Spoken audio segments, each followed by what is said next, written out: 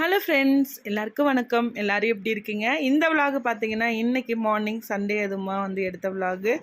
இன்றைக்கி ஸ்பெஷலாக பார்த்தீங்கன்னா எங்கள் வீட்டில் மீன் தான்.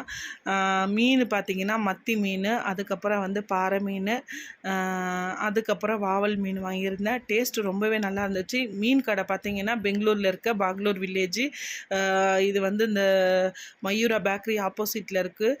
மீன் இந்த கடையில் பார்த்தீங்கன்னா எப்போதும் ஃப்ரெஷ்ஷாக டேஸ்டியாக நல்லாயிருக்கும். நான் எப்போதுமே ரெகுலராக வாங்குகிற கடை இந்த கடை மட்டும்தான். எத்தனை பேருக்கு மத்தி மீன் பிடிக்கும், பாறை மீன் பிடிக்கும், அதுக்கப்புறம் வாவல் மீன் பிடிக்கும் அப்படின்னு சொல்லிட்டு கமெண்ட் பண்ணுங்கள். நல்லாவே க்ளீன் பண்ணி கொடுத்தாங்க. எந்தெந்த ஊரில் க்ளீன் பண்ணி கொடுப்பாங்க, இல்லைனா வீட்டில் க்ளீன் பண்ணுவீங்களா என்னன்னு சொல்லிட்டு கமெண்ட் பண்ணுங்கள். Bye friends, thank you.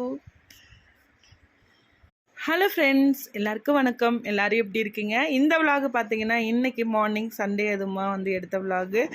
இன்றைக்கி ஸ்பெஷலாக பார்த்தீங்கன்னா எங்கள் வீட்டில் மீன் தான்.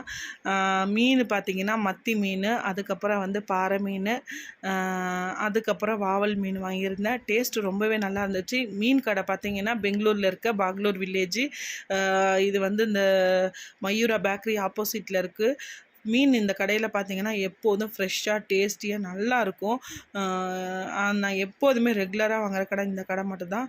எத்தனை பேருக்கு மத்தி மீன் பிடிக்கும், பாறை மீன் பிடிக்கும், அதுக்கப்புறம் வாவல் மீன் பிடிக்கும் அப்படின்னு சொல்லிட்டு கமெண்ட் பண்ணுங்கள்.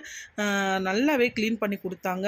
எந்தெந்த ஊரில் க்ளீன் பண்ணி கொடுப்பாங்க, இல்லைனா வீட்டில் க்ளீன் பண்ணுவீங்களா என்னன்னு சொல்லிட்டு கமெண்ட் பண்ணுங்கள். Bye friends, thank you.